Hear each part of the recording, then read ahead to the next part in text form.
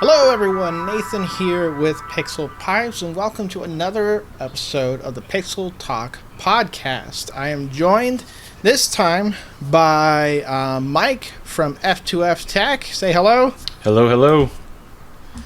And as well, as always, Aaron from, well, it used to be Mozzie's Retro Collection, but you changed it recently, didn't you? Yeah, recently, 2 months ago. Yeah, I've been on hiatus lately for the last 2 months. So you're known as Cutting Edge Retro now. Yeah. Same great channel. New name. Same channel. I'm not going to put the word great in there because... nope. Well, all right. Well, I think it's good.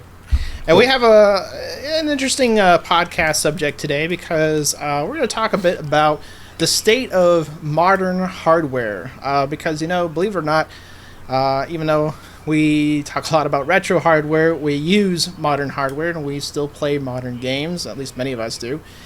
And so it is something that is always an interest of ours, and there's been a lot of interesting stuff happening. We've got quite a bit to talk about, to be honest. So basically, I think let's just kind of start with right now what I think is probably the more exciting segment, which is the GPU industry. There's been a lot happening, and more importantly, there's a lot on the kind of the horizon that I think is going to create a huge impact in the market in ways we haven't seen in a couple decades. Well, first start with, I guess, AMD, first of all, because they've recently launched a new high-end graphics card, which, of course, the flagship cards tend to get a lot of the attention. NVIDIA recently released a new mainstream graphics card, actually a couple of them, which we'll talk about in a little bit. But, of course, the high-end card I'm talking about is the Radeon 7. It came out in February 7th. And I don't know, what do you guys think of that? Because to me it was a bit of a disappointment. It's good in one sense that it's a graphics card from AMD that can do 4K gaming competently, but I mean, you can't even buy it right now. I mean, it was definitely what I would class a disappointment. It seems like a bit of a test on the 7nm node, just taking their Instinct cards and flipping them over to the consumer market. And I don't know, I was kind of expecting them to come out with a card that was a little bit better than what it seems like it should fit in between the Vega 56 and the 64, but it doesn't. It's higher. It's a bit weird. It's like it's got 60 compute units instead of the 64. So yeah, like you said, it is kind of in between. They bumped up the clock speed quite a bit. The bandwidth is just insane on it. Okay, it's got because it comes from the Instinct. Yeah, 1 terabyte per second, and it comes from the Instinct line, so it's got a ridiculous amount of memory. Sorry, go 16 ahead. gigabytes, and it's like $700, I think, is the price. So it's a little too expensive for the performance it gives. And it uses a whole bunch of power too, as well. So it's good in one sense that the high end segment isn't dead in the AMD camp. But one thing I think is a little bit concerning is kind of the mainstream segment right now, because while NVIDIA has had sort of the high end kind of buttoned up for a while with the launch of the RTX series, and especially the 2080 Ti being pretty much unstoppable. I mean, it doesn't seem like Yeah. AMD could reach that level of performance. They didn't, for a while, they didn't have a mainstream card. In fact, I have an interesting little statistic here. Basically, recently it was reported that NVIDIA's gaming revenue went down 45% year over year. Yeah. Went from like 1.7 billion to 945 million, which is still some decent money, but I mean, for it's a major drop, almost half of the revenue. That's a pretty substantial drop, which NVIDIA cited for probably, for a number of reasons. Lower than expected sales for Turing being the biggest one. Specifically, a lack of a mainstream card for months after the initial launch of RTX. Yeah. I managed to get lucky very recently and pick up a Vega 64 very cheap on the Australian market. In new, but it was used, and anyway, it's been amazing. And I would expect, if I wanted to go ahead and buy Vega 64 56 come out in 2017, and then Radeon 7 Vega 7 come out, and it's like just a bit faster on a new process node. It's like I kind of would expect. I think AMD's in a lot of trouble. They've been bleeding engineers, bleeding very high end people, and the attention seems to be like the future side of things. All of those people are either going to Intel or some other companies doing some other much more bigger things in the market. And I think without AMD in the whole workstation environment, like in terms of your AI and that kind of stuff, it's definitely they're on the back foot. It's pretty one-sided. I can see AMD falling out if they don't come up. If Navi isn't just absolutely really really good value for money, and doesn't help AMD claw back market share in the mainstream market, they're not going to have any kind of financial backing to be able to do any kind of high-end GPU, and they're just going to keep coming up with these sort of almost as fast or just as fast as NVIDIA's last generation, and NVIDIA can just keep slapping cut-down chips as their high-end chips for the next several generations, and AMD is just going to permanently be a few years behind in the high end. So it's sad. Yeah. And then we've got another, we're going to have obviously another competitor coming in very soon in the form of Intel into that space as well. So, And it's that's funny too, because it's very easy to forget that Radeon 7 is 7 nanometer. That's probably where it gets that name from.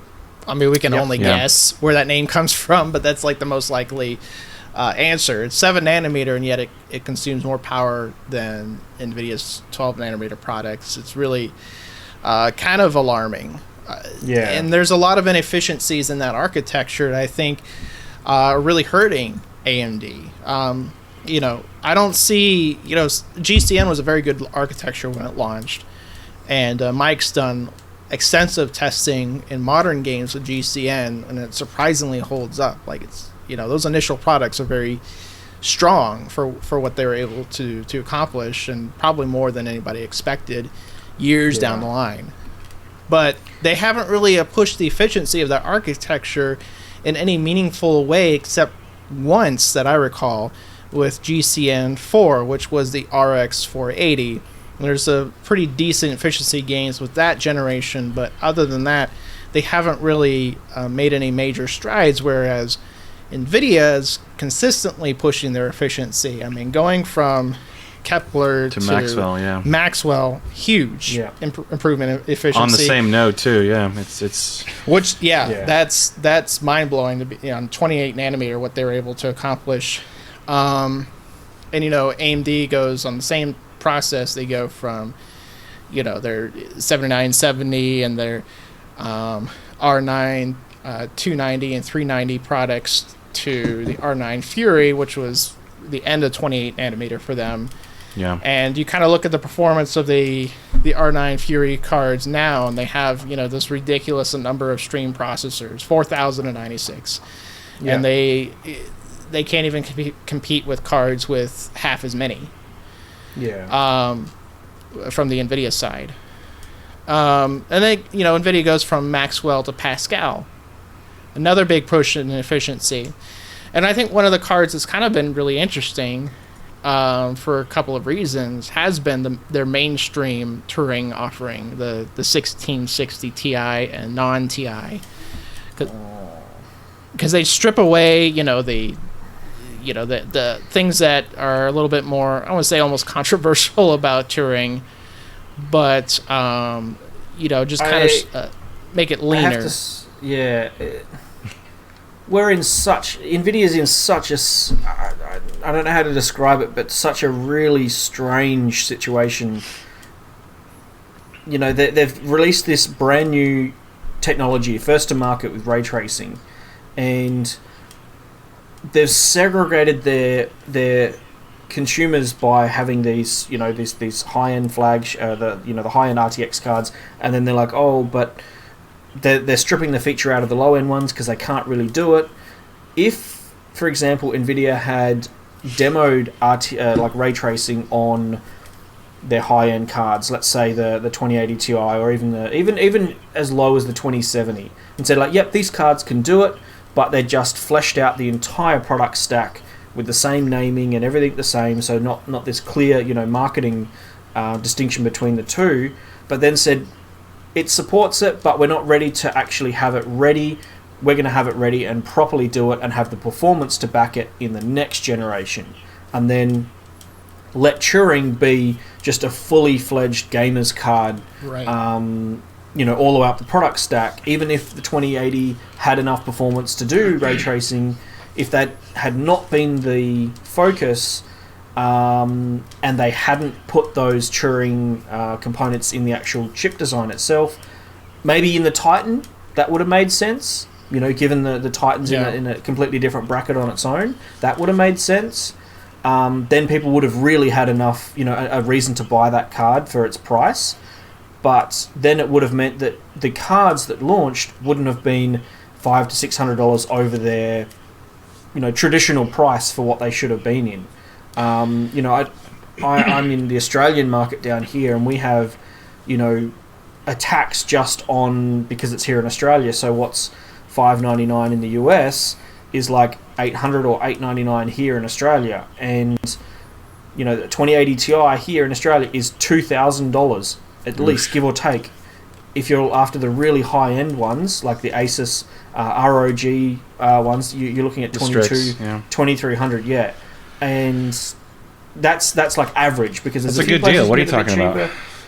Yeah, exactly. I thought it was insane when the 1080 Ti come out, and that was like $1,100, $1,200, $1,300 for some of them. I think the Water Force ones and things like that with the water blocks and stuff, they were around the $1,500, $1,600 mark, and I was like, that's just ludicrous. And now I'm looking back at it thinking, that's such value, because the prices are just insane, and it's no wonder that everyone's like, oh, NVIDIA's had, they're reporting like, lower sales than what they expected. Well, what did they think? They're charging such a premium for a feature that's just non-existent. It kind of reminds me a little bit. Sorry, go ahead, Mike. No, I don't mean to cut you off at the end. No, that's all right. My quick opinion on Turing is that I believe it probably would have been a lot more successful out of the gate if there were games, obviously, to support it. I think there's a lot of PC gamers out there that are willing to spend a lot of cash to get the best experience for their favorite game, and the first game that introduced ray tracing was Battlefield 5, and but the FPS hit was so drastic it really wasn't usable on anything. Even the 2080 Ti, at 1440p or higher, it really wasn't a great experience, especially for a game like that where you want well over 60 FPS to be competitive. But then you have Metro Exodus, and here we can use ray tracing. We can see it in game. If you watch Digital Foundry's video, it really shows you how great it really can look. I think it was kind of looked over a lot by the press as far as the things that it really does add from a graphical standpoint. But now that you have DLSS, and it's been improved since the first release as far as Metro is concerned, it's actually a viable it's a viable solution. So you could actually have ray tracing along with DLSS and get decent performance and still get, decent graphical fidelity. I've heard some people call DLSS now, the way that it is in Metro now, more kind of like FXAA as far as adding blurriness. So it's nothing like it was initially. It's much improved, but it still does add blurry. I think that is kind of been an issue with the launch of ray tracing on NVIDIA, because you're just talking about the performance of ray tracing in Battlefield 5. Well, that's another case where that was like the launch was, I almost want to say, disastrous from a outward perspective, where the performance hit was so insane, and again, just like DLSS, they improved it with a patch later on. There's so many growing pains, and this is kind of uncharted territory in a way. I think to really sell it, what they should have done is gone after a developer that was bringing out a really big single-player storytelling game. Something on the Frostbite engine, something on whatever engine that could support it, like Metro Exodus or something like that. But really use that as the pinnacle game, not Battlefield 5, a multiplayer game. Because you can withstand a lower frame rate with single player, whereas multiplayer, that's a handicap that you can't really afford competitively speaking. Yeah. So basically, Breath of the Wild for Switch, right? If they would have released the Breath of the Wild like they did for Switch, I mean, it'd have been sold. But at the same time, a lot of the entry level cards, not entry level, but the 2060, the 2070, I mean, they are priced too high, especially when you compare them to the previous generations. Yeah. They're too much. They've completely adjusted the price scale entirely, which you can kind of see the initial Titan cards that were only $1,000, which seems insane now. Yeah. They were so cheap back in the day when they initially came out with the first Titans. But you can kind of see that it's kind of sort of testing the waters. Yeah. The very first time NVIDIA tried this with the 8800 Ultra, which was like $800, and everybody was scoffing at that. But when you get to the point where you have that was a pointless card, though. it was a pointless card, but then you actually get with the Titans, you get so many CUDA cores that they can actually leave some on the table to enable later to actually make something of an improvement. I mean, not enough to justify the price for most people. They would have to kind of also add a bunch of memory and stuff like that, but. Still, they were finding that people were buying these cards. So it's like, okay, well, I guess that's... Like that first generation of Titans, they did 780 Titan, 1080 Ti, 780 Ti, Titan Black. Yeah. Yeah. Which was like... Yeah. Well, the Titan came out first, then it was the 780, then it was the 780 Ti, then it was the Titan Black. Yeah, true, right? correct, in that order, But the way that the performance stacked Z. up... Oh yeah, and the Titan Z. Oh yeah, I can't forget that bad boy. That's right. That is actually a really cool card when you really look at it. It is a really pretty card too. And that card, not to get too off topic, but that card still commands easily $400+. It does, yeah. Money does right now. It's a good collector's spot card on my shelf for one of those one day. It'll be gathering dust for quite some time. Yeah.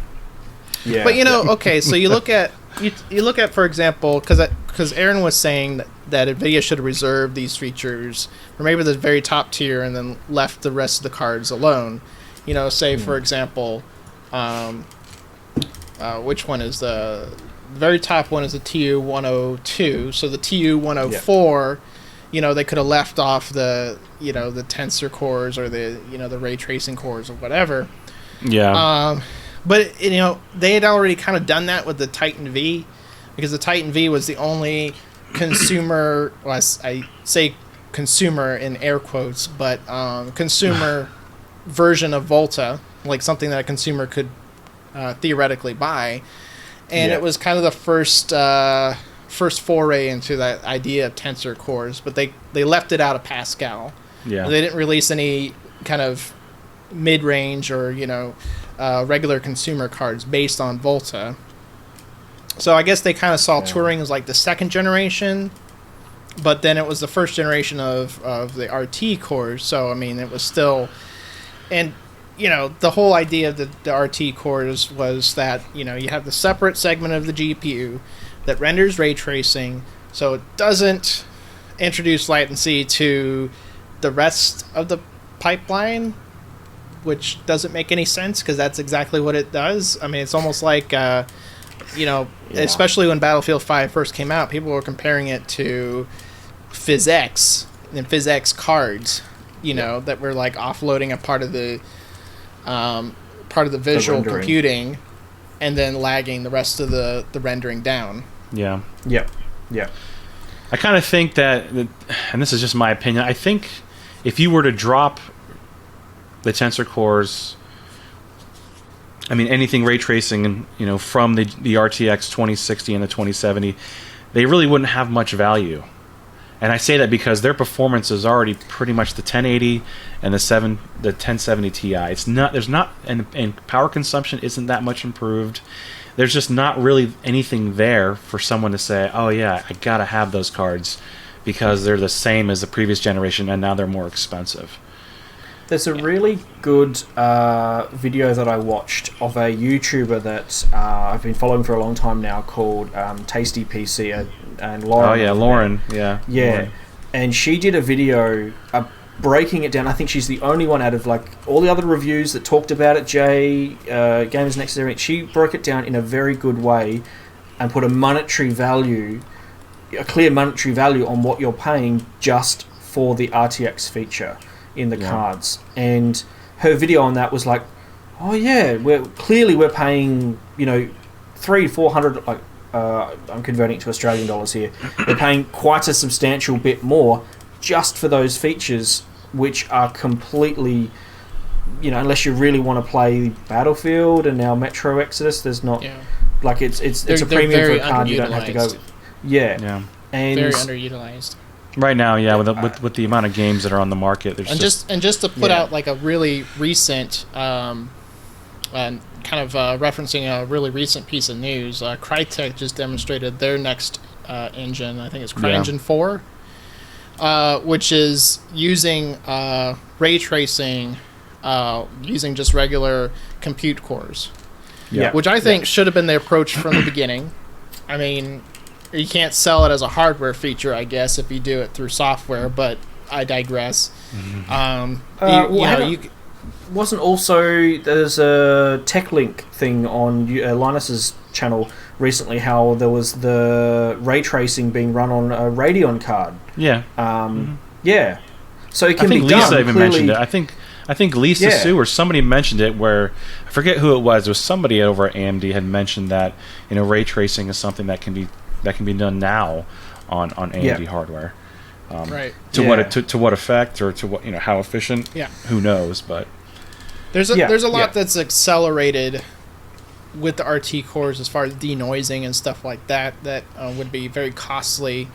But you don't need a substantial amount of the rendering done on the RT cores because you kind of end up with a situation kind of like the beginning with tessellation, where it was being overused to try to over amplify the need for high performance tessellation. Crysis 2 being an infamous example of that. They had to kind of tone it down a little bit in the patch for Battlefield 5 because they were like ray tracing all the leaves and stuff on the floor. Reflections and stuff on just all this unnecessary, ancillary stuff graphically that was just bogging down performance, and it was overusing it. I guess to try to, give it something to really overemphasize the usefulness of it. But it's not that necessary to overuse, and I think the CryEngine 4 demo that was recently put out. It's a very good example of, you just use it in select places for select, reasonable amounts of reflection and, global illumination and things like that. And it can be run. They were only using a Vega 56 in that demo. Oh, really? So I actually haven't watched it yet. I need to get on and watch that. It's good. But one thing you mentioned, Nathan, as I want to just hit up really quickly, is that you mentioned denoising the RT cores do some of the denoising. Have you actually played with the GeForce Garage app that actually was released when the GTX 480 came out, because I don't know if you guys remember, but at that time, it was also quoted or stated that the GTX 480 could also do real-time ray tracing, and the GeForce Garage application, if you download that, will actually allow you to do it. And I've had a chance to play with it, but the noise when frame to frame, the amount of noise is just, it's unbelievable. It's really kind of unusable. Yeah. In its current state, but it's interesting to see how they were trying to push it even back with the GTX 480 as well. Yeah, I mean, when the beginning of CUDA, just in general, kind of opened up the possibility of being able to kind of program, these computer-aided design applications to be able to do ray tracing and get kind of a realistic rendering very quickly. But this right now, with the way current technology is, it's just not possible to do, to trace every single pixel, which is how you get that noise. Yeah. So, this is again, there's shortcuts and there's ways around that. Yeah. This is very much classic NVIDIA, though. While they are being first to market with this technology, they have really tried to go down this proprietary route of hardware, building it into their GPUs, creating dedicated silicon to render to do this, when clearly it can be done on just normal compute, but it's that side of it's going to be a little bit further off. There's definitely no question ray tracing is the future. It's been talked about for many years now, that this is the real way forward for rendering light in games and shadows and everything and reflections. And it's just kind of sad that it comes at such a price premium right at this moment in time, when there's just no competition in the market. So once all like the 10 series cards dried up, and unless you manage to pick up a really good Radeon card or get lucky with a Vega or something like that, you're kind of forced to pay a premium for an upgrade for a card that you can't even properly use. So, and that's kind of the sad thing too, is that NVIDIA's best competition is themselves and their previous generation of cards. In fact, that was this in the article I was reading about the drop in their revenue. It was cited that the 1060 was the reason why the 2060 was delayed, because there were so many 1060s still in the market, still waiting to be sold. And actually, Mike, you've been having issues related to that too, haven't you? Actually, I have, right? I told you I reached out to a friend that works at NVIDIA trying to get a reference 2060, or a Founders Edition, and he had no luck getting one for me. But I did find one used. And nice. And so at a realistic price then. But the whole cause of that is because NVIDIA took it off their site.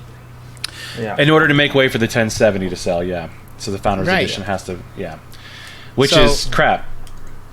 But it makes sense for them, right? But they're still trying to sell a Founders Edition 1070 for $399, and you got to be off your rocker to buy that thing. I mean, it's just.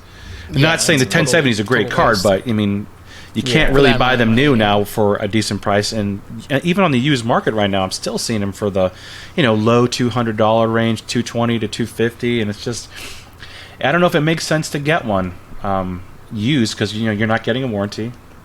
You're not getting a free game, but actually, I don't think the 1660s are offering the free games. But at least they're coming with warranties, 3-year warranties out of the gate.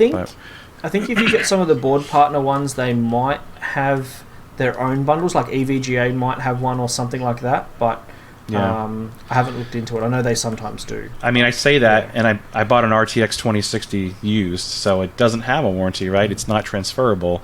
I was able to work out something with the initial seller, asking him to help me with warranty claims, but it's just his word, right? So I'm not sure. Yeah. 3 years from now, he can tell me to bug off. So I mean, who knows? But so taking a different look at these cards, then from a collector's point of view, like we're all into the collecting side of things and keeping good cards, that have made marks in history. What card do you think out of this generation will be the one that will be like, that's the one I'd like to have on my shelf one day? The Lightning, 2080 Ti Lightning, probably. Yep. Yeah, probably some specialty like Adam Bortner partner. Yeah, I mean, version of it. Yeah. Is there maybe a Kingpin version of the 2080 Ti if it ever comes out? It's the one that I was about to say. They are already making it. Are they? Yeah, because it's already being made. Because they teased it at the, was it a Consumer Electronics Show or one of those conventions recently? Yeah. Also, Gamers Nexus actually went into I saw that. the EVGA workshop where Kingpin does all the cards and stuff, and they were like, "Yep, it's in the works." So yeah, they were talking about the GTX 580 classified as being one of Vin's first projects at EVGA, and I was thinking, oh yeah, I got that card right here. It's a great card. Yep. But yeah. I mean, the good news for like those cards, like the 2080 Ti and the 2060, is that they are still good performers even without RT. You know, 2060 is actually not a bad deal for $349 for the performance it gives. I mean, at that price, it's kind of like getting ray tracing and tensor cores as like a bonus, even though it's barely got enough ray tracing performance to use it at all. I haven't tested that out personally. I'm looking to see if I can do it, at 1440p, and I'm not sure if we're gonna be able to do that, but we'll see. I got some time to play with it, so. Yeah. What was it? Digital Foundry did a lot of testing with that though in Metro Exodus, where they were able to get 1080p at least going pretty smoothly with ray traced lighting on a 2060. Yeah. So it's not unusable, but we're also talking the very initial examples of ray tracing. You can only kind of expect it to get more advanced over time, especially as later generations include it. Yeah. And it'll also get more efficient as well. So the way that those game developers will start focusing on certain types of ray tracing that really works well for their engine and their game, and it'll get a lot more efficient. So then as the next generation of cards come out, it's more of a regular feature that they have to include into the design of their engine. So it's just going to get more efficient. Right. So I think not tacked on. Yeah, I think the RTX 2060, especially when by the time the next generation will come around, there'll be hopefully more games with this, with RTX in it or ray tracing in it, and DLSS and stuff, so that card should be able to perform pretty decently, I'd imagine. I hope so, but what the launch side of it was. So I think DLSS is really needed at 1440p at least. At least with Metro, it's not a question. I'm gonna have to enable it in order to be usable. But going back to the RTX stack really quick. A lot of these cards, 15% kind of separate them performance number-wise, except for the 2080 Ti. I almost kind of feel like the RTX 2070 is kind of in no man's land, because you can kind of see like an overclocked RTX 2060 is right on the heels of it in a lot of titles, and in some it's not. But the RTX 2070 is supposed to replace the GTX 1080, yet the 2060 is supposed to replace the 1070 Ti, which is nearly as fast as the 10. It's just, you see what I'm getting at? It's kind of like a pointless card. It should have almost been, the 2060 should have been the 2070, but with 8 gigabytes of GDDR6, and then just get rid of the 2070, then do the 2080, then do the 2080 Ti. In my opinion, but so I wonder if that would have made a bit more sense if they just bumped the naming up a bit. So instead of having your 2080 Ti, that was the 2080, and then the 2070 was the 2060, or even the 2060 Ti, maybe, or something like that. Yeah, maybe. I don't know. It gets a bit weird, but I mean, they've already shown that they can't really get their naming schemes. What are you talking about, man? The 1660 is an amazing name. It's wonderful, right? What was the argument? It was like somewhere like 6 is just slightly more than halfway in between 10 and 20. And 20, I was like, dude, really? It's like who hired that guy? Yeah. Well, there were some rumors about like the name of it being some internal behind the scenes joke that Nvidia had of why they called it that, but I guess it could be a joke. A stupid name. Why didn't they just go for 2050 Ti and called it a GTX 2050 or 2050 Ti? That would have made so much more sense. People would have clearly known, because it had GTX instead of RTX, that it's different, but it's a part of the 20 series cards. Right, because I mean, it's obviously a newer architecture. Yeah. You know, and it's still Turing. It's still Turing. Right. Yeah. Yep. It still has the and adaptive Turing's shaders, a very mesh good shaders. architecture. Yeah, it still has all the other. It does have FP16 added, I believe, though, right? Since it doesn't have RTN tensor cores, so they had to add that. I wonder if, as well, there's a bit of perception around it. Like, people always want the bigger numbers in their cards. So for, you know, like, oh, I've got a 2060 or I've got a 2080 or whatever. If you call it a, you know, 2050 or 2050 Ti, that's traditionally the very entry-level gamer cards. So suddenly you're also then paying 400 or, 350, 400 US for a 2050 card. So... Yeah. I mean, I guess that's probably, I'm sure, a big part of it, because it's still like $280 for the Ti model. It's not a cheap card still. I mean, I don't think it's a cheap card, because, I mean, there used to be such a thing as cheap cards, and I don't know if there is anymore, but no. For $279, we're talking about a card that nips at the heels of the original 1070. Yeah. It can do, 1080 at really great frame rates, and even 1440 in some cases. It's it's a very good performer. I think there's there's less than $100 separating it from the 2060. Yeah. At that point, honestly, I don't think it's worth going with the 1660 Ti. You might as well save the extra cash and get your 2060. I feel like the GTX 1660 is a much better deal in my opinion. And I just say that because it is extremely overclockable. The memory, you can overclock another basically a gigahertz, and core clock speeds can be raised plus 100 whatever.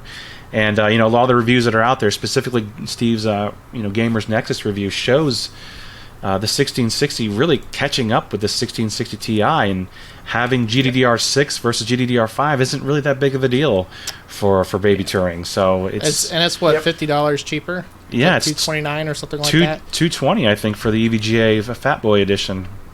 Yeah. So and just for reference for those listening, the non-Ti uses a different type of memory, uses GDDR5, whereas the Ti model uses GDDR6.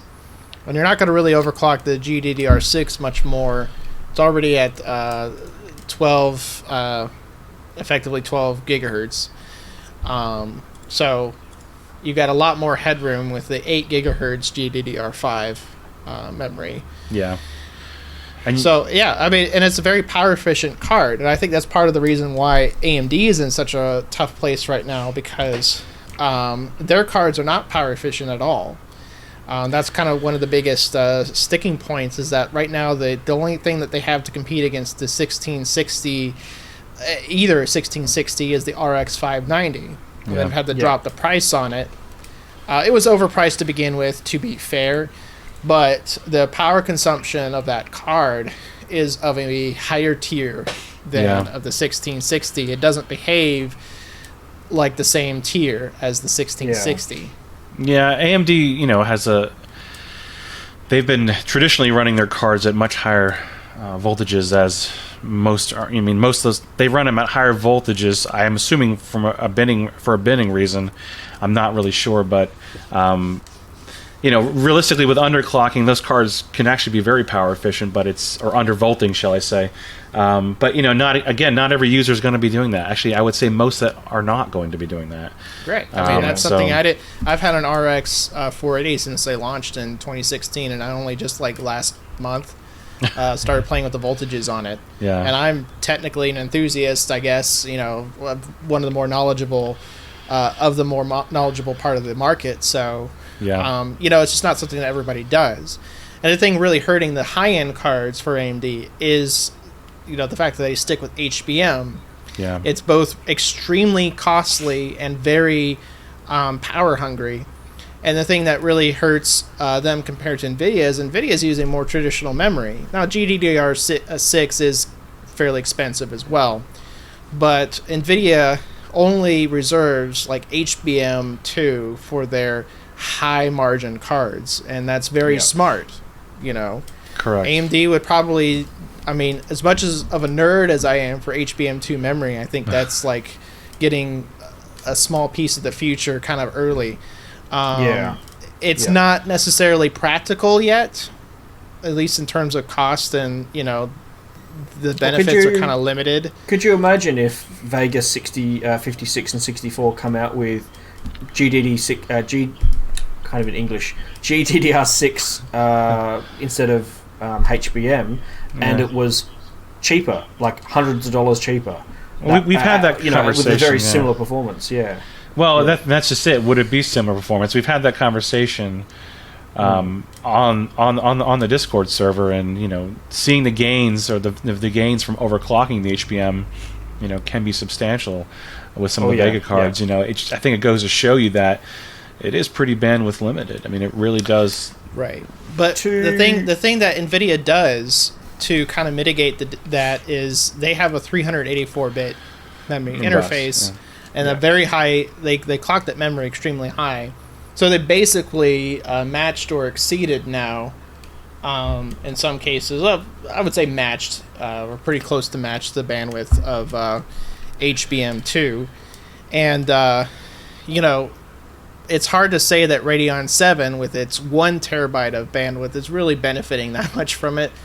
Not only is it more memory than it needs, again, because it's from a workstation card, but it's also much more bandwidth than I think it is really necessary, and that's causing it to cost. The cost of production of that card is so high that AMD has no choice but to price it fairly uncompetitively, I would say. Yeah, that's the word around town, at least. Yeah, it's definitely a card that's in a market that it shouldn't be in. Like, no game at the moment at all is anywhere near taking advantage of that.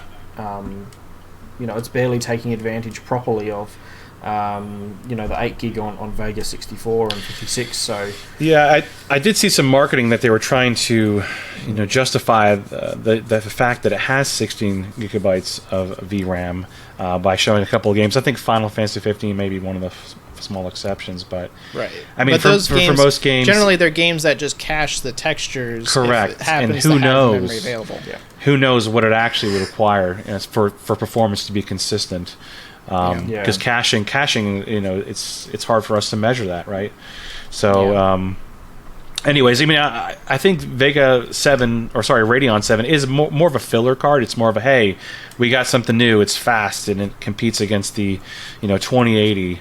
Kind of how Vega 64 competed with the 1080. It's more or less just another generation. It's almost, and it's kind of sad to say, but this is kind of AMD's Titan. Yeah, because it is coming from the workstation world, and they're bringing it down to consumers in a very limited amount for a fairly high price. But then it's still being the best that they can offer. It's still not competitive with NVIDIA's high end. Yeah. Like I said, it's just another rehash of what we saw with Vega 64 in a lot of ways, right? I mean, with some new features and some more memory tacked on, 7 nanometer, etc. But it's honestly, it didn't really surprise me when it came out. I mean, as far as where it sits in the benchmarks, but I mean, I'm at least happy that AMD is releasing something, right? They're not just sitting there and Vega hoping. 7. It's 2080 Ti level, isn't it? It's more than 2080. Sorry, 1080 Ti, isn't it?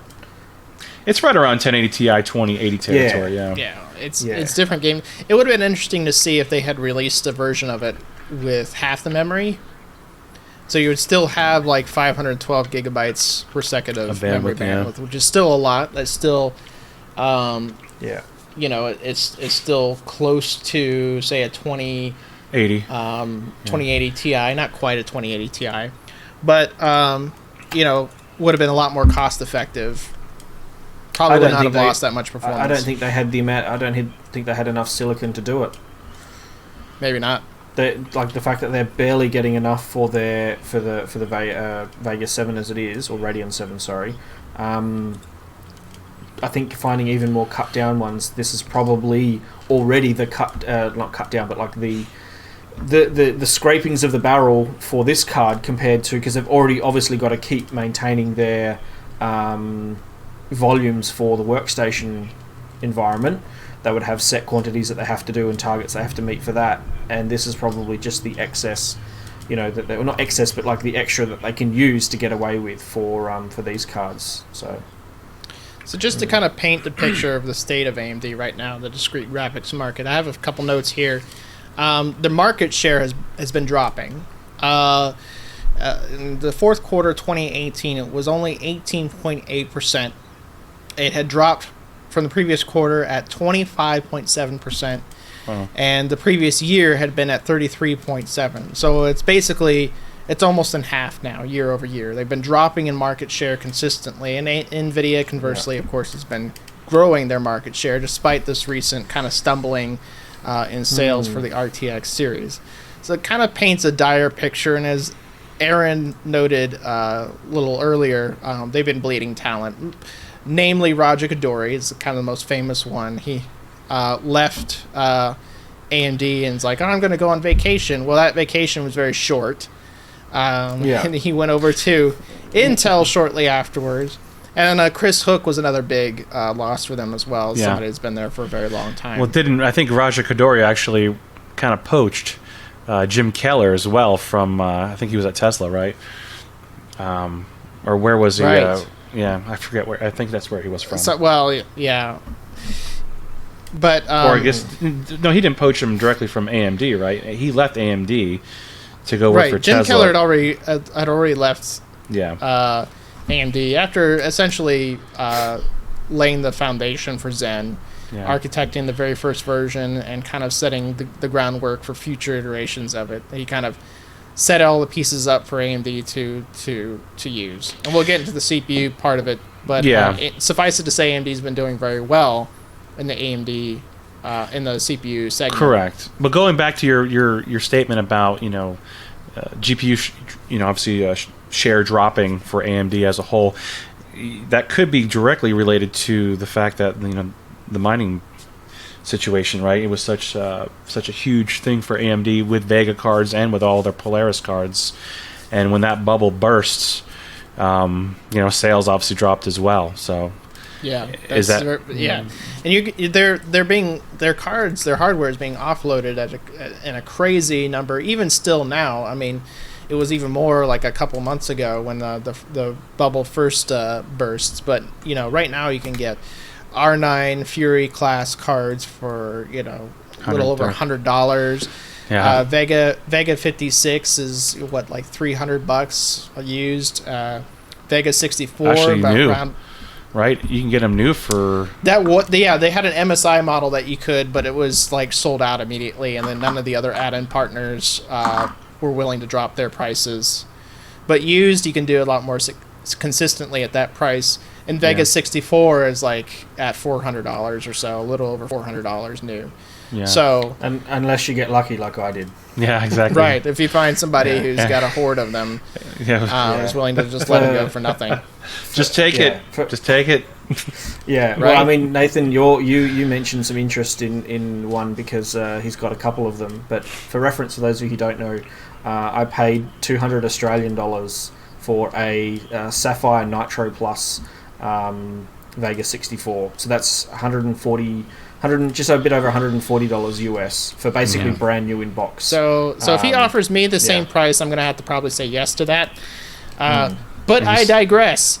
So the reason I'm painting kind of a dire picture right now for the AMD situation is that we need to talk about Intel GPUs coming out, because that might be kind of the saving grace here, hopefully. But it's kind of a long shot for the gamers. Admittedly. For the gamers, not for AMD. Not for AMD, no, but for the market in general, because you kind of see, those, as we've been talking about, you've seen NVIDIA constantly push the envelope of price more than anything else, along with technology, and with their increase in market share, and now one of the biggest advantages that AMD used to have, which was their FreeSync support and being able to get cheap monitors with adaptive with a variable refresh rate is pretty much gone now. NVIDIA's taken even that from them. Yeah. So now we're left with Intel. Intel will be adopting that as well. Yes. Yeah. Which has been adopted. We call it FreeSync. I don't know. In some of the integrated Iris or something, what they're using on their mobile chips. I think. Yeah, they had pledged support for FreeSync for variable refresh rate for their IGPs for a while, but I'm not sure it's come out yet. I can't remember. I'm not a laptop guy, so I can't remember whether. But it's being integrated into the VESA Adaptive Sync standard, so that's also partly why NVIDIA adopted it, because it's kind of like, well, we don't really have a choice unless we want to be kind of out of compliance. But it's the logical thing. Whether it hurts NVIDIA's ecosystem or not, I think it's going to help them, especially with their mid-range GPUs, because now people don't have to buy like a $230 1660 and then pair it up with a $300 minimum G-Sync monitor. They can now buy a cheaper FreeSync monitor, which is a huge boon for NVIDIA in terms of their lower priced options. Yeah. So let's talk a little bit about like the Intel, what they're coming out with, because they've teased the name, and I have no idea how to pronounce it, by the way. It's XE, so it could be Z or Z or I don't know. And they teased it back in December of last year. They're going to be targeting multiple price segments, integrated graphics, mid-range, and they say they're going to be targeting enthusiasts, the enthusiast market as well. So what does that mean, enthusiasts? Does that mean we're looking at a competitor to the 2080 Ti or the 2080 or Radeon 7? What is the enthusiast market anymore? I mean, to me, that is enthusiast to me. I mean, that's a step above, because the 2080 is still $800. That's still like an enthusiast level. You're not going to spend $800 on a graphics card unless you are a enthusiast. All right. Yeah. That may not, even if it's not the best. Correct. Yeah. There's too many different tiers, and it's kind of subjective. You have your entry, mainstream, enthusiast, right? So enthusiast is usually your sort of 500 plus sort of price point. It used to be like $500 or $550 or $600 would be like your top performing card. Like the 8800 GTX was a $600 card. And your mid-range was pretty firmly in the $200 range, maybe $250 on the upper end of it. And so budget would go down to $100 or $150 at most. Yeah. The price scale is completely gone out of loop. It's like hyperinflation in the graphics market. Do you think that's going to spell bad news for us? Because Intel's obviously going to look at what NVIDIA can get away with charging. And I must admit, Intel's not, they're not shy of charging a premium for that Intel tax. So do you think we're going to see, our card is competitive with this NVIDIA card, so we're going to price it at that level or more or less? It just really depends on how much performance they can put out, because AMD is even following in step with NVIDIA with their $800 Radeon 7. So I mean, everyone was looking towards, or 700, sorry, but everyone was kind of looking towards AMD as kind of the one to keep the prices sane. But even they're kind of like, oh, okay, so we're doing this now. Yeah. But it really just kind of depends, because realistically, Intel has been out of the game for a while.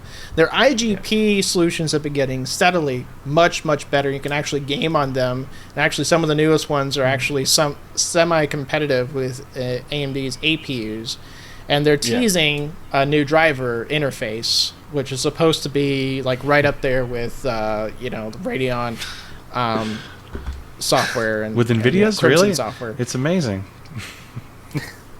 Yeah. I mean, it's like, because you can't.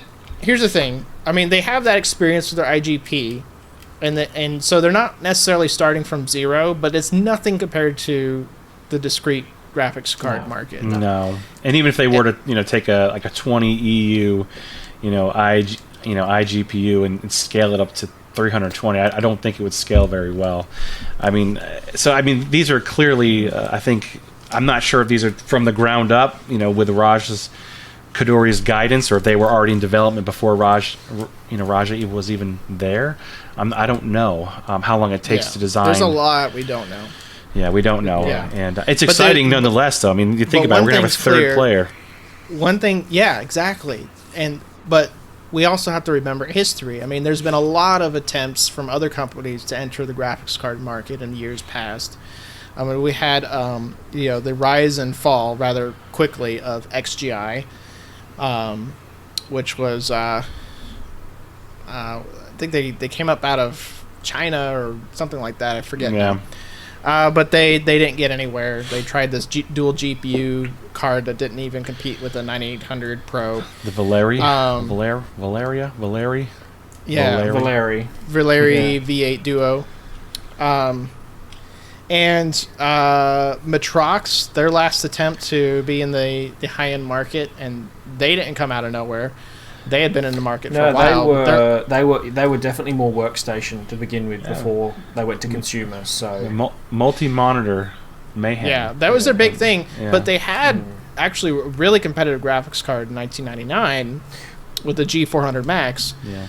But their last attempt, Matrix is still around. It's still out there. Yeah, it's still around. Yeah, but it's completely abandoned to my work clients. So yes. Yeah. But as far as gaming goes, they're pretty much dead. Oh yeah, they're non-existent. The Parhelia was the last attempt. Still gaming on mine. Nowhere with it. So we haven't had a company try to enter this market for a while, and it's very, very clear. Even if you're a company like Matrox that did have experience, you can't just jump in and expect good results. You can't just buy, spend tons of money and buy good drivers. That comes with experience. NVIDIA and AMD have decades of experience writing drivers. So they've been basically, their approach has been to poach people, essentially. Not just Raja, but also Chris Hook. I have some other names written down here. Darren McPhee was a marketing guy. A lot of marketing guys here, but we assume also engineers as well. Yeah. Honestly, what do you guys think of their chances? Think about what? What do you guys think of their chances here? I think they're pretty good, to be honest. I think that I'm not expecting a 2080 Ti competitor, but I am expecting 2070 levels of performance, probably 2080 levels of performance, maybe. But on their enthusiast end. This is just a guess, obviously, but I'm going back to Nathan's point about the drivers, and that's really what I'm concerned about. I mean, Intel iGPUs don't really have a long history of, quick driver updates, right? I mean, drivers are typically they're spread out. Yeah. By long periods of time. From what I've understood, they've been picking up the pace quite a bit in recent months. Yeah. So I know that they're already starting to take it more seriously because they know they've got to ramp up their efforts in preparation. But we're not expecting any actual products in the discrete market until 2020 at the earliest. Yeah, exactly. Yeah. I will say, if real before you start, I'm sorry, Aaron, but saying that I am more positive about it because obviously I know a lot of people hate Intel, but they are behind it, right? And they have a ton of market share, and they have a lot of capital as well. And putting that kind of money behind it, I feel like it can succeed. And I know they've failed many times in the past, but they have a lot more people in place now. I think they're really looking to be successful in doing it. And this isn't just a gaming play; this is a data center play as well, right? Yeah, that's we all know that parallel computing, in the data center, GPU-driven applications in the data center, specifically HPC stuff, is growing at a rapid rate. I mean, look what NVIDIA just bought Mellanox to strengthen their HPC play, but. I mean, But Intel wanted it. Intel, they didn't want it. Well, Intel already kind of has their InfiniBand type technology, right? So, I mean, if they would have purchased Mellanox, they would have already had. I mean, they already own a similar technology, right? So the speculation was they were just after the engineers. They were just after the the talent. Correct, and there's a lot there. Yeah. I mean, they have Mellanox is they have some strong products. They also make their own ASICs as well. So, but not to get off on that point. But going back to Intel really quick, I do feel like they will be a viable solution in 2020 for gamers and also for data center GPUs as well. Yeah, I think NVIDIA had to make this move. They kind of saw the insane popularity that compute NVIDIA approved GPU data center compute had. Year after year it was like 100%, 200% growth, and companies just throwing themselves at it because it was just so much more cost effective to start running their data centers on GPU rather than CPU. And suddenly Intel was like, that's our CPU market share you're cutting into there. How can we start winning this back? And with all these companies, big companies saying it's the future for my data center, and you've got companies like Amazon, Google, things like that, where they're like this big. Data's the future. Having data and being able to analyze it and compute it, you need something that can do it. And if it's not CPU, it's going to be GPU. And so if Intel was to stick with just their CPUs, suddenly they're just going to become the second, second priority. It's going to be the priority of GPUs. And, yes, having made a data center GPU means that suddenly, this is actually going to give us an avenue into the gaming space. I think that's definitely not going to be their end game, because I reckon their bread and butter and where they can get most of their profits from will be in the data center. So, this isn't even their first attempt at that too. I mean, let's not forget the Xeon Phi Phi Fo Fum. It's that was initially a project made to be a highly parallel processor that could also do graphics, and graphics was kind of a lower priority for that project, Larrabee specifically, but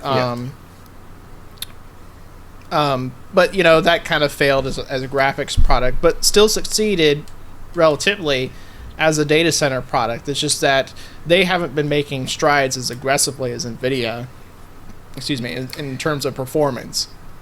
I think that NVIDIA's project been advancing much faster.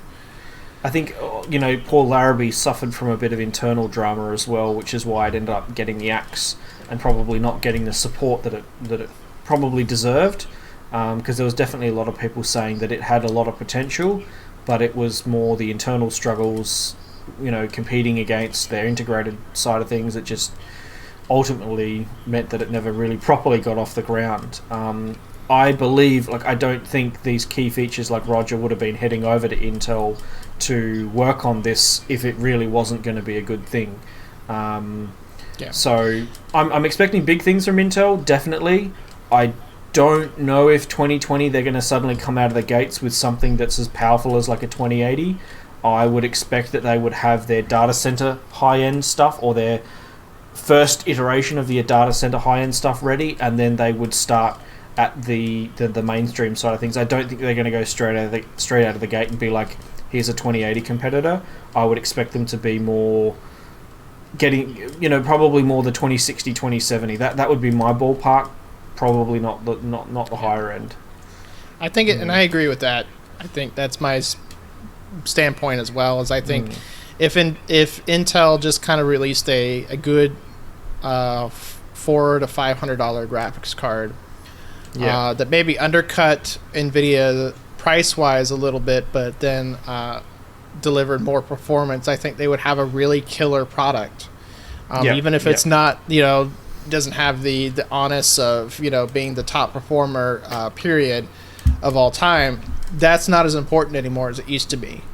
Back in the days when having the flagship, the best performing flagship, kind of set the pace for your company as a whole. Having a really strong mainstream product could be a recipe for major success. I mean, if you want proof of that, just ask AMD, because starting with the 3870 and the 4870, they kind of targeted lower price segments and ended up being hugely successful because of that. And that's one thing they're going to have to win over, is the people's vote. The gamers that are, spending that limited budget that they get from, while they're at uni or whatever their budget constraints are, they're the people that are going to be like, there's another solution I've got. I suddenly don't have to pay the NVIDIA premium or get stuck with an outdated, AMD solution. If AMD hasn't come to the table, suddenly I've got a third option, and it's actually enticing and affordable.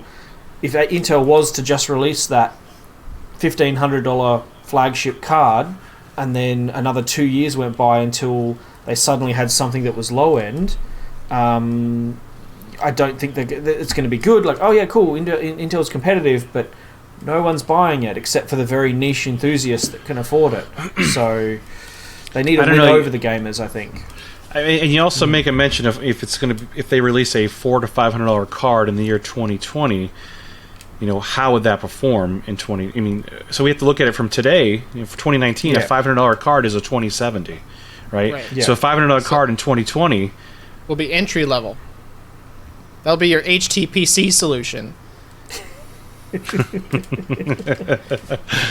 I'm just saying, in 2020 we'll have Ampere as well, right? That's the rumor, right? We'll have Nvidia's Ampere. Yeah. Navi will already be in the market at that point in time too. So, and we don't know if Navi's just going to be a mid-range solution or if it's going to be also high-end. Yeah. We don't really know, but yeah. So I'm just wondering. The rumors are initially it is going to be like a mainstream. Yeah, that's kind of what everybody's saying right now, right? But I'm just trying to say if Intel comes out with their highest end offering and its 2080 performance in 2020, that won't be that impressive still. Correct. Especially if Ampere is already here, we're going to see hopefully a decent jump in performance. Probably what typical 20 to 30% jump, maybe, right? So I'm just trying to put that in perspective as well. Yeah. But yeah, I mean, the thing that has kept the high-end cards at such a focus for the enthusiast has been this craze over 4K, gaming, which you just haven't been able to do on mid-range cards, and the more that 4K takes off, the more important that becomes is 4K performance. And it would be really awesome to see Intel come out with a graphics card capable of 4K gaming at those price segments, but I don't think necessarily that's realistic. I think a lot of the difficulties in ray tracing performance have been because people also want 4K gaming alongside that, and it's a huge hog on your graphical resources in terms of fill rate performance. So it's a much harder goal to hit. I think they will probably have more focus on 4K than the ray tracing stuff, because I think it is one of those not just buzzwords, but if they come out and say we're competitive at 1080p or 1440p in the year 2020, when 4K is already the enthusiast resolution, they're going to be like, they're not really going to be hugely relevant to a lot of people because they're going to look at their 2080 Ti or whatever they might still have when they're looking at either buying Ampere's high-end or Intel's high-end, and they're going to want to go with something that gives them that same enthusiast experience. And I think if Intel's not competitive on the 4K side of things compared to, it'll be NVIDIA's second generation of RTX ray tracing enabled cards, Intel's going to have to do something to actually win them over. Otherwise, they need to have some kind of feature. So, well, here's the thing though. If AMD and Intel are neither of them have specialized RT cores, that's, let's say Intel is successful and they have good options in the market. That's two of the three competitors that don't have RT cores. I think that would force game developers to create, if they want to implement ray tracing, to do it in a software solution that can run on the majority of cards and not just using NVIDIA specialized cores. So that it kind of potentially would make ray tracing or RT cores less relevant if NVIDIA is the only one doing it and they're only the third person in this market. I think that's the way things are going to go. I can't see it being another situation where suddenly AMD... Sorry, get it right. I can't imagine a world where it's just going to keep going where the default for ray tracing is NVIDIA because they have the specialist hardware, when there's these two other big competitors sitting here going, we don't have that, but we can do it in software. I imagine the game developers are going to want to have it on the most amount of hardware possible, especially when you've got the consoles, because NVIDIA isn't in consoles at the moment. So yeah, they are. They're in the Switch. Okay. You left out the most important one. Yeah, man. Come on, Breath of the Wild, man. It's worth it. So they're gonna, AMD has to do something. They have to be investing already right now, looking into what they can do for their next generation. Because, console. Can you imagine Microsoft wanting to look at their options for their next generation consoles and going, well, ray tracing's the future. We can build a console with the horsepower to do ray tracing. But we have to go NVIDIA because AMD's just not in the ballpark and they don't have the features. So I imagine there has to be some, pushback from the developers going, we need a solution that can do everything. Yeah. So what we need dedicated ray tracing cards. Bring back like the PhysX cards, right? Yeah. That's what we need. Just bring those back and there you go. Easy peasy. Intel could really screw them over and just put RT cores on their CPUs and leave them off their GPUs. Every laptop has ray tracing capability from now on out. You just use the integrated graphics as a ray tracing accelerator. Exactly, like QuickSync, right? You got QuickSync decoding. Yeah, exactly. Yep. Yeah. I have high hopes because this is the most serious that Intel has taken the market. So I do think they're going to make an impact. Raja Kadori is somebody that knows what he's doing, and he's someone that has a lot of experience, and he's going to have actual money behind him. Which rumors, kind of the word on the grapevine was that Raja was kind of held back quite a bit when he was developing Vega.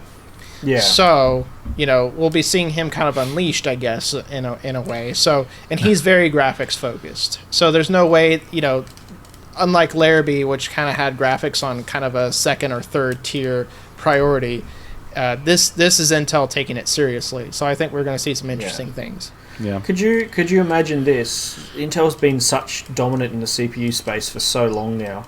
Could you imagine in 5 years' time, we could have a situation where realistically, we could have AMD at the top of the CPU pile in the gamer space, and Intel at the top of the GPU market, where you could have the best gaming system be AMD CPU and Intel GPU?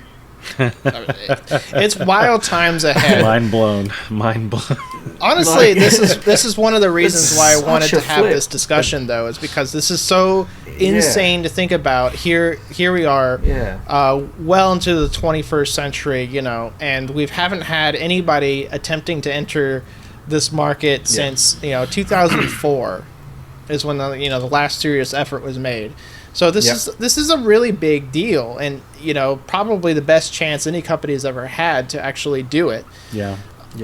It's So also going to introduce a whole new level of fanboys too. Could you imagine people going to be fanboying for Intel? People are like, well, which one, CPU or GPU? Just like AMD. Right? AMD fanboys will come out of the woodwork. They'll talk about both. So exactly.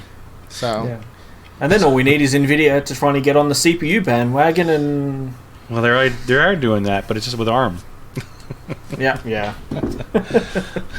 All right, so I think that brings us over to the CPU side of things. And there's not as much, I think, to talk about with the state of the CPU market currently.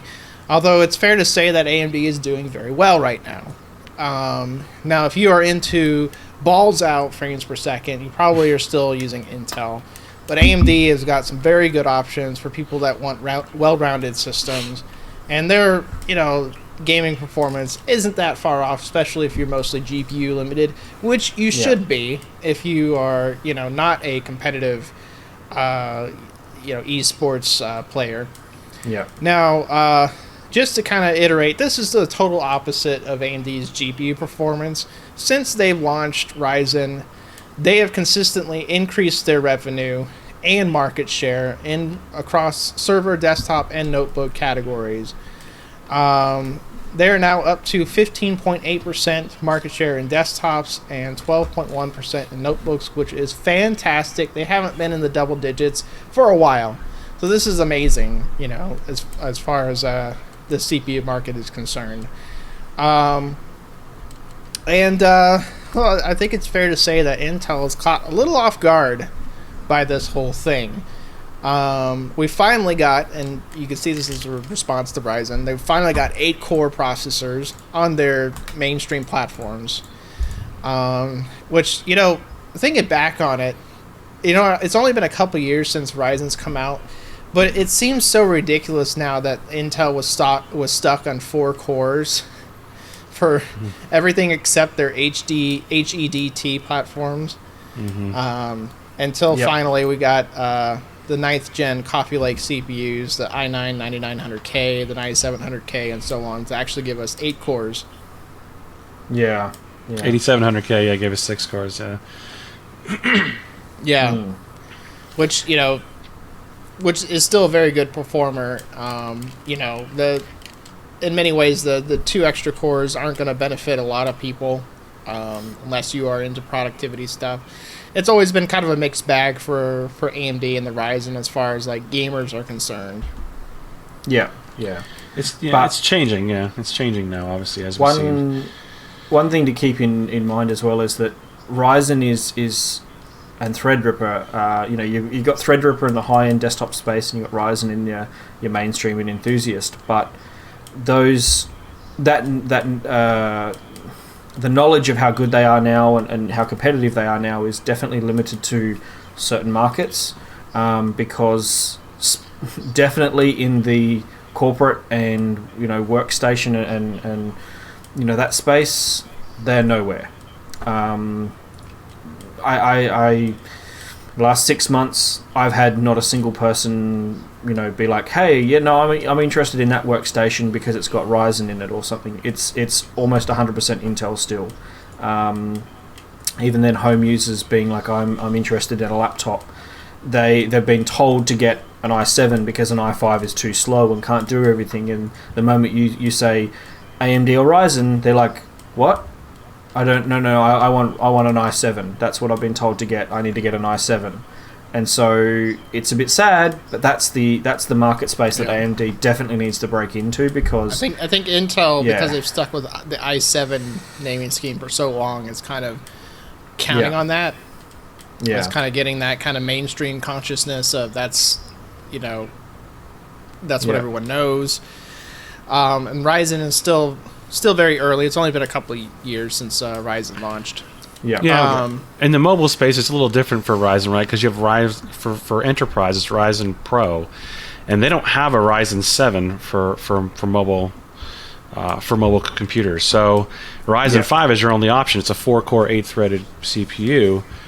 And like you say, a lot of people aren't asking for it, but with the Intel, not having enough CPUs for so long, people have been converting to Ryzen, not because they initially want them, it's because a lot of these OEMs or resellers have been saying, hey, we can get you your Intel Core i5, Core i7 CPUs, but it's going to be this many months out. And then they're saying, well, what do you have that's similar? Oh, well, we have these Ryzen 5 Pros that have 4-core, 8 threads. They perform this, they perform that. They'll bring in their AMD rep or whatever. And all of a sudden, AMD's churning and burning a lot more laptops because they're taking advantage of this situation. It's been kind of a perfect storm for AMD and the exact opposite for Intel, because at the same time that AMD is like firing on all cylinders, Intel, for the first time ever, is having to utilize like 22 nanometer processes for their chipsets in some cases, or even outsource to like TSMC and other manufacturers for their chips, because they've been so limited on the supply for 14 nanometer. They've been so constrained. They've already announced they're opening more factories, and what was it? Israel, I think, was one, and then there was another one or two. So it's just been like I don't know, like karma, I guess you could call it, for AMD. Is finally coming back around and doing really, really well. And there's still a large deficit on their end as far as marketing, obviously, and then having enough feet on the ground. I mean, I actually spoke with an AMD rep the other day. At where I work, he came in and he was, his job is to push, their PC offerings for this specific rep, and he was telling me that there's still not enough feet on the ground to actively work all the accounts that are out there. I mean, SMB specifically here in the States. So there's a lot of work that needs to be done. Like you said, they are firing on all cylinders from a lot of aspects, but from a sales perspective and a marketing perspective, they're still very far behind. And that really comes down to like the sudden boom in demand that they're experiencing. I mean, they were kind of in a a chicken and egg scenario where they had to wait for the revenue for that to be able to do that investment. Correct. Yep. So they had to make the sales, and then they could justify the increased investment, which they've done. Lisa Sue's come out and said they've increased their investment both in the GPU and CPU markets, or segments, I should say. Yeah. And Ryzen's success, we kind of see it, and you guys have a little better perspective than I do as far as beyond the enthusiast scene. But as far as I've seen it, it's been mostly in the kind of the enthusiast market, especially in regards to Threadripper. Yeah, definitely. Because Threadripper's been this crazy. I mean, you could almost say that Threadripper was more of an upset than Ryzen in some ways. Yeah. Just because. Yep. Now we're talking 32 cores available for, what is it, $1,000, and 64 threads, and it's just it's insane level of parallelism performance for very specific tasks. I mean, obviously gamers don't get any benefit from that, and actually it's actually a pretty poor performer, specifically in the 2990 WX with gaming. Yeah. But it's forced Intel's hand. Let's talk about the W3175X for a second, because this was an interesting launch. Because when they first announced it, or they first teased it, I should say, they had basically a refrigerator hooked up to it. That they did. And to clock it up to 5 gigahertz. Yeah. And they're like, oh, this will be totally feasible. And, of course, everyone who looked into that and saw that they were doing that was like, okay, wait a second now. There's no way you're going to be able to actually release this product running this fast as a regular consumer version. And it's only 28 cores. Now, Intel, funny enough, that, because they've got no other arguments to make, they're trying to say, oh, well, it's a monolithic die. We're not pasting dies together like AMD. Gluing. Yeah, I think they've termed Gluing. Yep, gluing. It was totally fine for Intel to do that with the Core 2 Quad series, but now it's no, it can't do that. It's funny how they completely reversed angles there, but you can't even buy the W3175X by itself. You got to get it in a pre-built system. The motherboards are absolutely ridiculous. Isn't oh no, I'm thinking of the 9990XC. That's like the the bid only, which is another. We'll get onto that in a minute. But yeah, it's OEM only to get the pre-built system to get the one that we were just talking about. So it's and they're still calling it Xeon. They're not calling it like Core i9X or anything like that. It's still they're firmly like, this is a Xeon card, but then you look at the motherboards and stuff that are coming out, like the ASUS, and again, I have this written down, I'm not actually memorizing all this stuff. They have the ASUS ROG Dominus Extreme, which is like this $1,800, absolutely ridiculously overbuilt motherboard that requires Gigabytes. 2 power supplies. I think Gigabyte's got their own version of that now as well. Mm-hmm. Yeah. Was like 128 phase VRM or something? Yeah, it's like stupid. Like the Buildzoid video. Actually, that was the first and only Buildzoid video I've ever watched, but it was just kind of amusing because he was just going over how just ridiculously how much they spent on the VRM and the voltage controllers and everything on that board. It's just over the top, but you can't look at something called an ROG Dominus, especially with the ROG name, and not think of it as something kind of gaming oriented. So even though this is a Xeon, Republic of Gamers, right? I mean, it's exactly. Yeah. So even though this is a Xeon, it's still kind of a gaming, kind of a consumer product.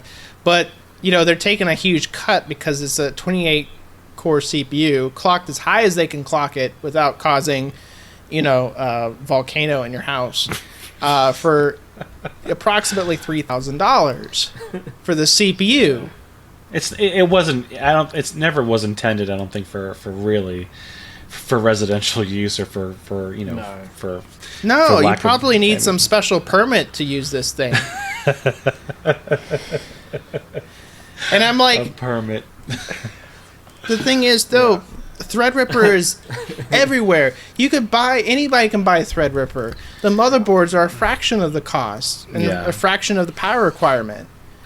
This was just to ensure. This was just a marketing move, right? It was just to ensure that, hey, we can play too. We have a high Cinebench score too. Look at us. Look at me. It was just. That's all it really was. I mean, I don't think anybody really took it as anything else. Right. Well, they had to respond because it would have been an embarrassment if all they had was an 18-core CPU. Yeah, I mean, it's crazy. We're still rocking Skylake, right, for HEDT when Cascade Lake is around the corner. I know, but it's time. It's time for Skylake. And they haven't really made that big a stride in IPC either. They've got an architecture coming out. But not before AMD releases the Ryzen 3000 series. Correct. Which is rumored to have an increase in the IPC of 13% over Zen Plus. Yeah. Which could actually give it higher IPC than current Intel products because they're already right up against each other. Skylake. I mean, they're really close to Skylake with the 2000 series, are they not? I mean, they're right there at it. Right there. They're pretty close to Coffee Lake. Yeah. I think this is absolutely going to be the most critical generation of AMD CPUs. They've done the initial launch. They've done the follow-up, saying, "Yep, we're there. We made the small improvements." If they were to launch a third gen and it was just again very small improvements, just didn't quite, hit home runners, as you want to say. I can see Intel picking themselves back up from this sort of stumble they've had over the last few years and running away with it again. But if AMD comes out and says, no, we've got 16 cores on your mainstream enthusiast, potentially, yeah, that would be at a price point that's affordable. And yeah, sure, they might not have that exact, even if they don't have the single thread, be all and end all performance, if they're 80% of the way there with the single thread, but just absolutely knock it out of the park in terms of multi-threaded workloads and stuff, Intel's going to have to do something. And I can imagine the 10th gen, they're going to have to do something that's, core count and thread count is along the similar line, just to compete. And if AMD really does deliver on their third gen, it's going to be really good times ahead for the CPU space. And I can imagine a lot of Intel people converting to AMD. So it's going to be interesting. One of the things I find really probably most exciting about the 3000 series is that they have the separate I/O die. Yes, which is essentially like your North Bridge. Yeah. And one of the issues that they had, particularly with Threadripper, is having to borrow memory controllers off of other CPUs. So some of the cores, their memory controllers will be disabled, and they would have to go through the Infinity fabric to access the memory controller on another CPU. Yeah. So now by separating that out, every CPU has potentially the same latency. So you have very even scaling. Potentially. And at 16 cores, I still expect there to be a little bit of a bottleneck with only dual channel memory. But you're going to have, I think what they're working on really with the 3000 series, and maybe where a lot of the IPC gains are coming from, is that latency, which is where kind of Intel still has that big advantage. Correct, yeah. Yeah, I'm interested to see if there is actually a deficit sticking with dual channel memory versus going with quad or 6-channel memory. I mean, I know obviously in my current rig I have quad channel, and I haven't really done extensive testing with it, but the testing that I've seen, it's for gaming, it's kind of pointless, right? And it's kind of a trade-off you have a lot with Intel too, because Intel has a lot of overlap with their HEDT platforms and their mainstream platforms. You can still get a quad core on their HEDT platform, with the only advantage being quad channel memory. So you can get like a 6-core or an 8-core either with dual or with quad channel memory. Depending on your workload, you may actually see a performance difference of a reasonable amount. Yeah. For gaming, probably not. But you're right. There are probably specific workloads out there that we'll see a difference. Not gaming, right. Yeah. Definitely interesting. We're kind of in that era anyway where gamers these days are wanting to stream and upload. It's well established. You're wanting to capture, share your footage, all that kind of stuff. So the traditional building a high-end gaming PC just to have that raw IPC single thread or dual thread performance is now almost irrelevant, because this has also been to AMD's benefit. You need to be able to capture, you need to be able to stream whatever, and that's where their CPUs, while they don't have that individual single core IPC, they're really doing well in that multitasking space. So and not for nothing with gaming itself too, because it's been getting a lot more. There's been a lot more parallelism in gaming code, especially when you're talking bulk and in DirectX 12, which DirectX 12 admittedly has had a rough start and hasn't really taken off that greatly. It's getting better, but it's getting better, but there's lots of issues, particularly if you want to use like HDR in conjunction with DirectX 12. There's a lot of bugs there. Yeah, there's a lot still to work on, but that's nonetheless represents kind of the future, and what we can expect in the near term is getting a lot more, particularly in regards to graphics engines being a lot more multi-threaded, which could potentially help Ryzen. And furthermore, this pertains to game development as well. Game developers have to take better advantage of Ryzen, and they have more incentive to as better and faster Ryzen CPUs are going to be coming out. Yeah, probably the biggest disadvantage of Ryzen has been in terms of clock speed more than anything. Yeah, at this point, definitely with the 2000 series, I mean, clock speed is the biggest issue we're facing. But even, I don't know if you guys have recently watched the hardware unbox video with Steve test the I think it was a 2700X versus the 9900K using pretty high-end GPU. I can't remember which one it was. Maybe it was a 2080 Ti or something. And some of the games, it's kind of astonishing, the difference. I mean, I know a lot of them were done at 1080p or maybe 1440p. But some of the differences, on the most, I think it was 10%. For most games were about 10% difference. But there were some games that it was a giant deficit on AMD's side. So I wonder, what that is. Is that just strictly a development thing, a developer thing going on there, or is there strictly the game engine thing? I mean, what's going on there? It's potentially, because you have to remember too, these games are not made in like a year. I was about to say, we're in an era where engines are multiple years down the line. Like you don't refresh your engine every single year, and so these engines would have been built when the quad core was still absolutely dominant. And suddenly you chuck in these,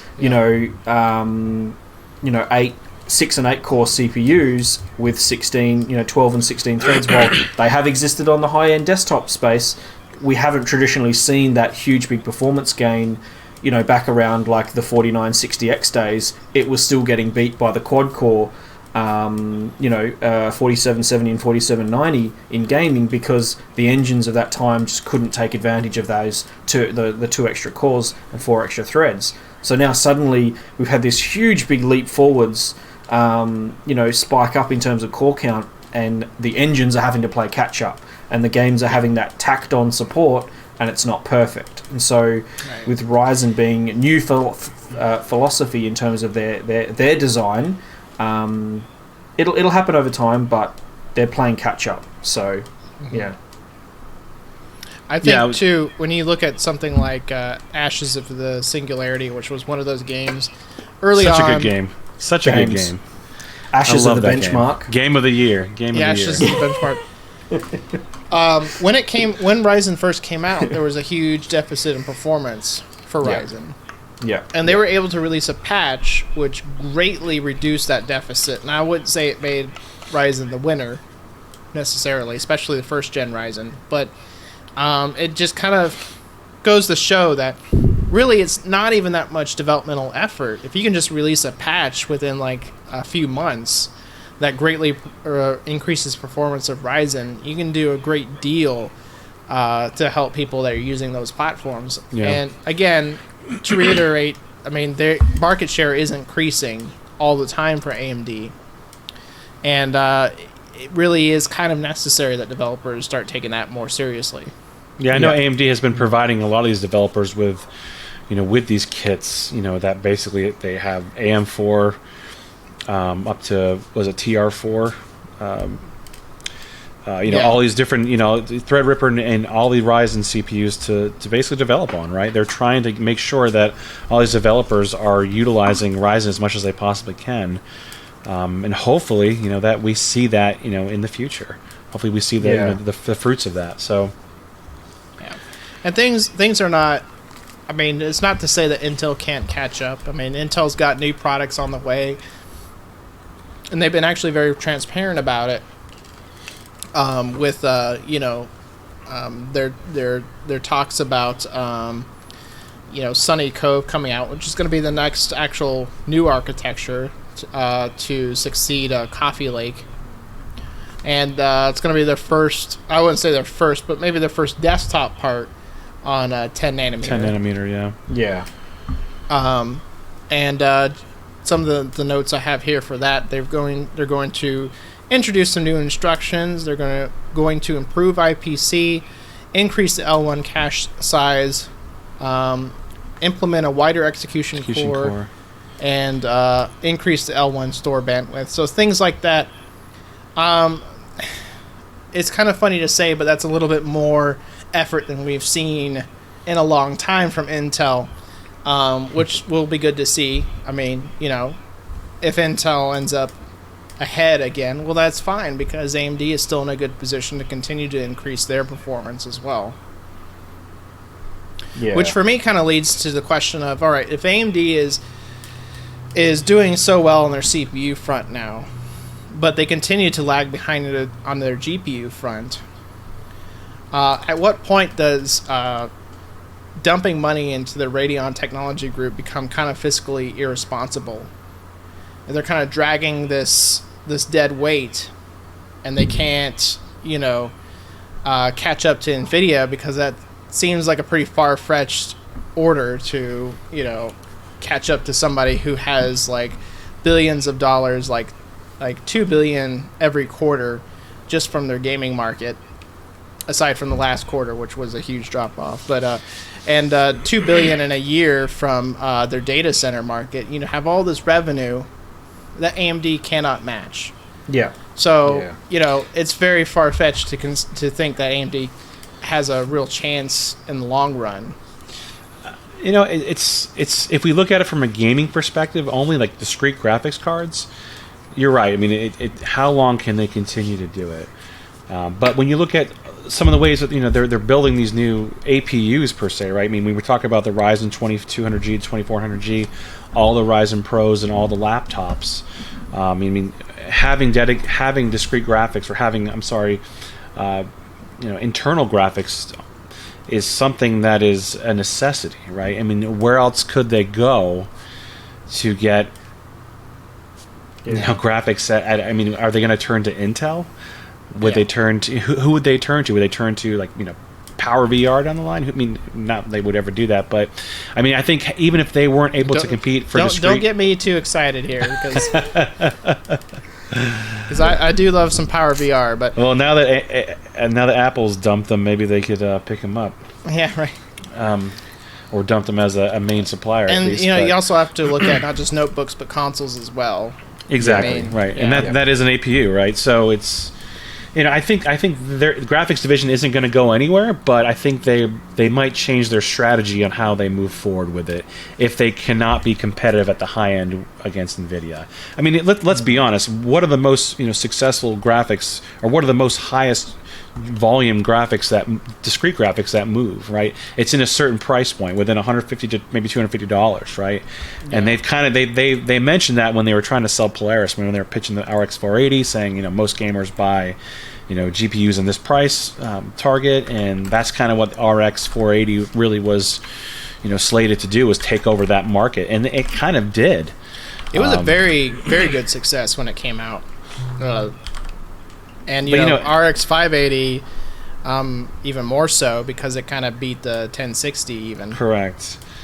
I think AMD is still going to have this constant, this rock on their shoulder or on their back. They're going to be carrying along as they don't have the marketing prowess of Nvidia or Intel, right? And even when they were kicking butt, with the 4870 and 4850, they still weren't outselling Nvidia. No.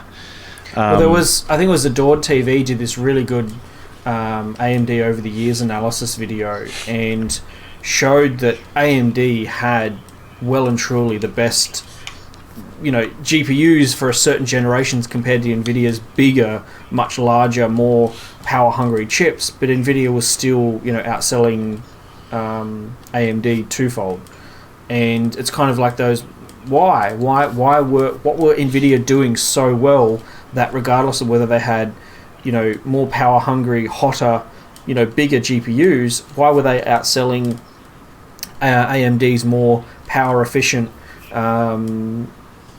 equally competitive cards at the time? So I think personally AMD Radeon Technology Group is in real trouble unless they are secretly working on something that we just all don't know about that is just going to come out and surprise us all. Other than the AMD fanboys would vehemently agree with. Yep, that Navi's going to come out and just be this amazing thing. I think AMD's in Radeon Technology Group is in real trouble because I don't think they've been able to just survive Nvidia's tyranny. So if you chuck Intel into the mix as well, they're in real trouble. Intel spells good news for consumers, but potentially even further bad news for the Radeon Technology Group. Yeah, and I think really what AMD needs to focus on, at least hardware-wise, is power consumption above all else. Because ever since Maxwell, NVIDIA kind of made that their priority, and so borrowing their highest end cards, you cannot beat NVIDIA in terms of performance per watt. Yeah. AMD doesn't come anywhere close, and that's been kind of their big sticking point, is that when you look at those examples that you brought up with like the 4870, performance per watt, they were amazing. Oh yeah. That was the big advantage of that generation for AMD. And that's something that they haven't had for a while. Yeah, I mean, if you look at how NVIDIA scales, when you look at their Maxwell, when you look at Kepler and Maxwell that they did from a mobile perspective, with ARM, right, where they used their ARM cores along with Kepler, with the Kepler architecture and the Maxwell architecture. I mean, we're talking about a single SM. 192 cores on Kepler, and with paired with a couple ARM CPUs, and something at that scale, and then also you can scale all the way up to a Titan X, or sorry, a Titan Black. So it's we're talking about building it from the ground up, from a very small scale to all the way up to this thousands of cores. So I'm not saying the AMD traditionally hasn't done that, but that's kind of changed with Vega. Obviously, now they can scale. And that's the thing too. They really don't have an ultra mobile option. They've got APUs, which are pretty good, but they never tried to do something ultra mobile. And that, like you said, like that 7 watts or less, like 7 or 5 watts or less. Yeah. It really is remarkable that they have something that can be like an SoC solution with the same architecture as the high-end cards, that really puts it in perspective. It does, yeah. Somehow we circle back to GPU talking again. Uh-oh. You can see where our enthusiasm is. CPU is boring. Definitely. Guys, I don't know if there's a whole lot more to add to the CPU discussion. I mean, that's maybe not quite as exciting as, say, an entire third player coming into the GPU market. I mean, we don't see ARM entering the desktop CPU market to kind of do the same thing as Intel is doing to GPU. So, it's not as much to discuss there. But I would say overall, it's a really interesting time in the modern computing world, which is why I wanted to have a discussion about this and to really talk about it. I've wanted to talk about it in my own capacity on my channel in some way, but I thought maybe a podcast would be kind of a better way of going about it. And yeah. I hope you all agree, and those listening as well. And yeah, just any closing thoughts from Aaron or you, Mike? I'm definitely excited for Ryzen 3. Yeah, I'm really, really excited. I've been hanging on to the Intel. I went 2500K, 3770K, maxed out 1155 socket, and then I recently went to a 4960X because I didn't want to make the jump to buy DDR4 while it was still expensive, especially here in Australia. And so I'm waiting for that 16 core 32 thread. Sorry, yeah, that's what I was trying to think of. Yeah, 16 core 32 thread Ryzen 3. If that ever becomes a thing, I'm looking forward to something around that. Even if it's 12 core, that'll be exciting. So. But GPU Mike, wise, what are you looking forward to most? Honestly, Intel graphics. I mean, I think that Ryzen, the third generation or third version of Zen, or Zen 2, shall I say, is exciting. But it's IPC gains, right? Hopefully, it's frequency gains. It's everything we're hoping it is. It's kind of expected at this point, I guess. Evolutionary. Yeah. Exactly. Yeah. I think Intel coming out with graphics, dedicated graphics, is really exciting. I'm really looking for a third player, and I think it's going to really benefit everyone, especially when it comes to hopefully pricing and costs. Yeah. And having three big players in the GPU field again is just going to be really cool. Yeah, it's amazing. Yeah. Amazing time. Yeah, it is. Well, thank you so much, guys. For those of you who have made it this far, you are a dedicated listener, and kudos to you. Just remember, we are continuing to discuss this and many other subjects on our Pixel Talk Discord server, which is free and open to any of you listening to join. So please check out the link in the description for that. And as always, please check out F2F Tech's channel as well as Cutting Edge Retro. These are two people I deeply respect, and two people I consider good friends as well. So please check them out. And thank you. Yeah, thanks everyone. You'll see content on my channel soon. I've been in baby family mode for the last couple of months, but I'll have some more stuff coming soon. So stay tuned.